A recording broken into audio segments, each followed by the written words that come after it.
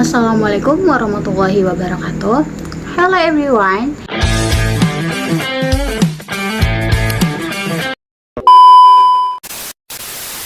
In this video, I will discuss about strategies for teaching vocabulary. There are many ways we can teach vocabulary to students, not just by memorizing, but by truly understanding the context of the vocabulary, which will definitely engage students actively in the learning process. There are 6 main strategies for teaching vocabulary to students.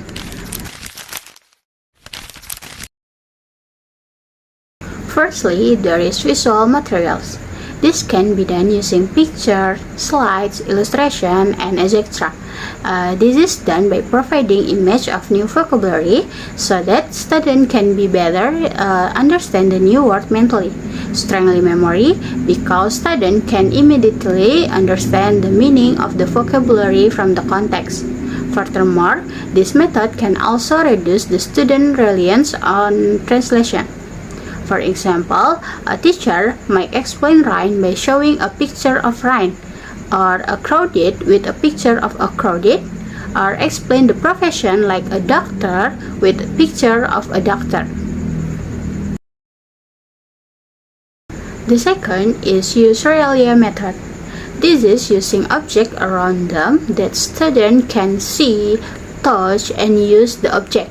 This method helps the student remember vocabulary better because it's more concrete and tangible, and provide this direct experience.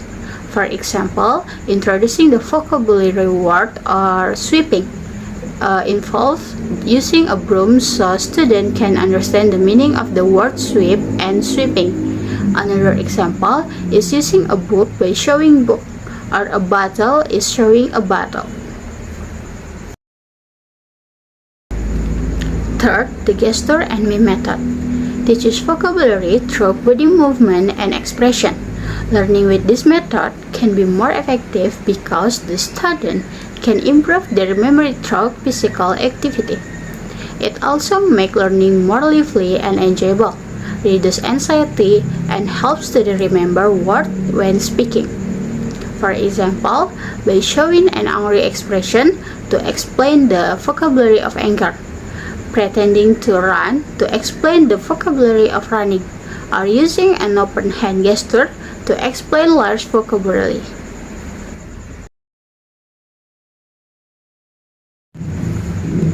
Fourth, the translation method, which use the first language or perhaps Indonesian to explain the vocabulary. This is fine if used wisely and only as a quick aid, but it should still be accompanied by example and context in English. This is method typically used to help explain abstract or technical terms. For example, explaining vocabulary words like curriculum, confident, or prohibition in Indonesian.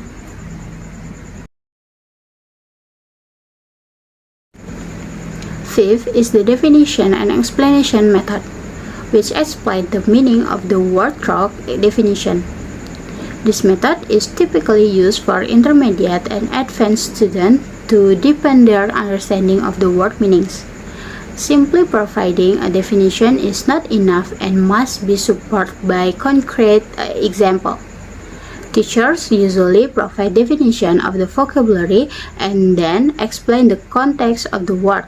Students often need tools like the Oxford Dictionary. For example, with the word environment, the teacher defines it as the natural world around us and explains that it includes air, water, plants, and animals, or explain the meaning of borrow, which means to take something with permission and return it later, by explaining that you borrow something but it's not yours forever, and explain the word of crowded, which means a place full of many people, by explaining that there are too many people in one area.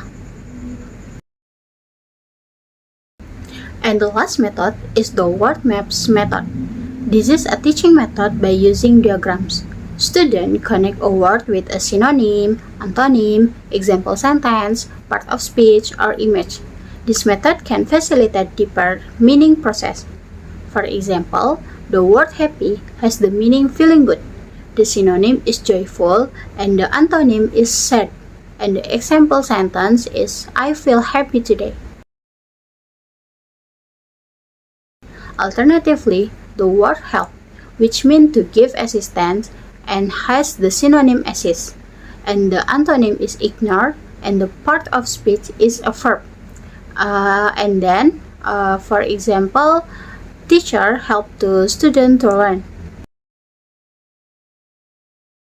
The word fast, which meaning moving quickly and has the synonym is quick, and antonym is slow. The part of speech is adjective. For example, he runs very fast. So, those were 6 strategies for teaching vocabulary, and this method is effective if applied by combining all methods.